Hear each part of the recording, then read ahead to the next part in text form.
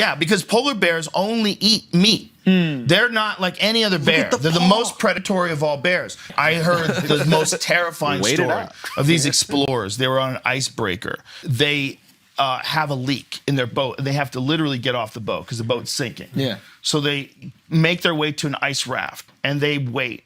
And there's multiple hours before someone can come get them. And they see a polar bear. Oh, fuck. And they see a polar bear on a neighboring ice raft. Yeah. And he's looking at them, and he stands up, and boom, comes up in the water and pops up on the next one next to it. And they're like, oh, man.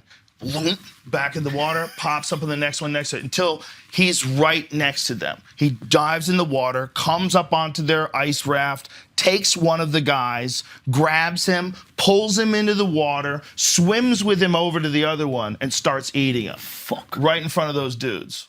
Holy shit. So whenever I see a polar bear, you may think, wow, what a gorgeous creature, I'd love to be close to that. But of course, they are terrifying and they are lethal. They are the only wild animal who actually deliberately hunt human beings. Wow. Who, when they see a human being, they think, yum, yum, breakfast, you know. I mean, they are very, very frightening animals, and they're very, very big. Actually, the team from Hunt that was filming these filmed them just in the beginning of when the ice was beginning to melt in the spring. And they discovered a new kind of behaviour. That what the polar bear was doing was coming up, because in the spring holes developed all over the ice cover.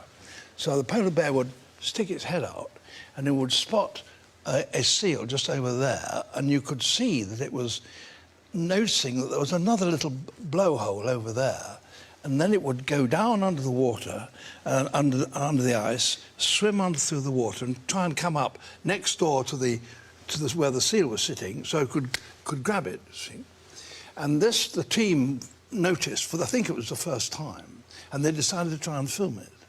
And they set out to do this sort of thing, and it was quite difficult, because the polar bear kept coming up in places they didn't expect. So he would get lost under the ice? That's right. Well, they thought it got lost. Hadn't got lost. It was actually hunting the cameraman. Wow. Yeah. So it's quite tough.